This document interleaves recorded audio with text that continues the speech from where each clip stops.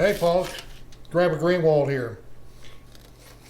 Today we're going to cook some boudin for supper. Gonna cook it in the oven and try to get the case. Well, that was not a good start to it. Gonna try to get the casings nice and crispy, and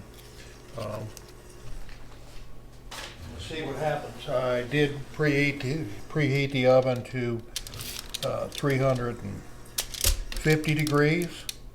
I'm going to take the boudins, lay them out on the piece of foil. I don't want them let some air in between them. I'm going to spray them, just a light coating with the Pam, and then I'll flip them over and do the same thing. As you remember, we made these about a month ago or so. Or it's been a little bit longer than that, and we used the natural hog casings. And I really enjoy eating the casings, but if you don't get them crispy, they're going to be pretty tough to chew and not very enjoyable. So 350 degrees, I'll go ahead and set these in the oven, and we'll take a look when they get done.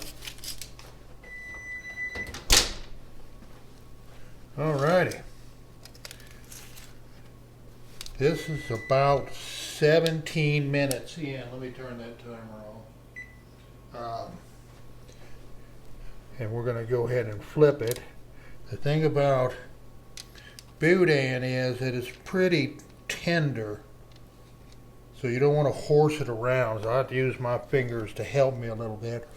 It's very easily broken. You can see it's a little bit darker there. Let's see, that was the one that I cut earlier. So we'll set her back on for another 17 minutes or so, and see what she does.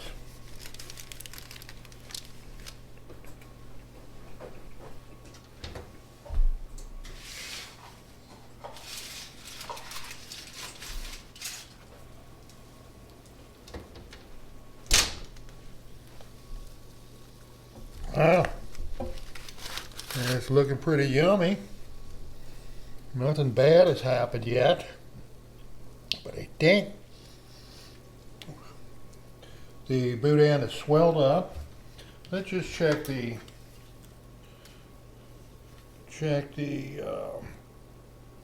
temperature on the inside of these links and see what we come up. Might as well just slide her right in there. Whoa, plenty done. Overdone. It's fine. That's why I don't use thermometers too much. Anyway, the boudin is fine. I think that we'll let that rest a while. Alrighty, to kind of recap. We put these in the oven at 350 degrees. Turned them after 17 minutes and did the other side for another 17 minutes, so 34 minutes total.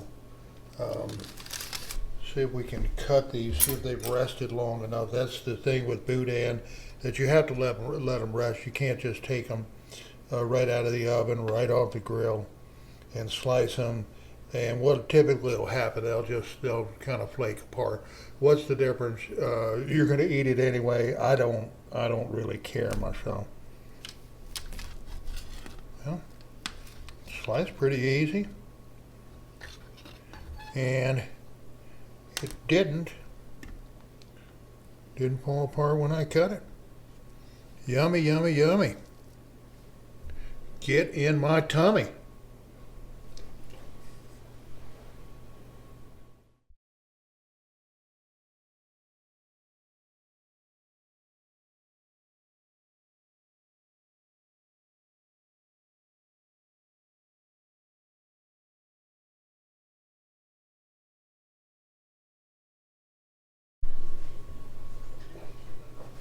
Well, I ate the first piece of the boudin, so I came back came back for seconds, and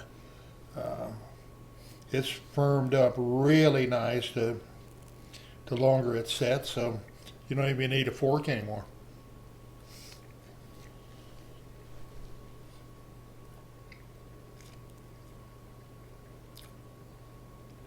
Casing is fabulous. The sausage itself is really, really good. This is that Excalibur seasoning from Walton's. That's where that Boudin flavor comes from. Anyway, finish her up.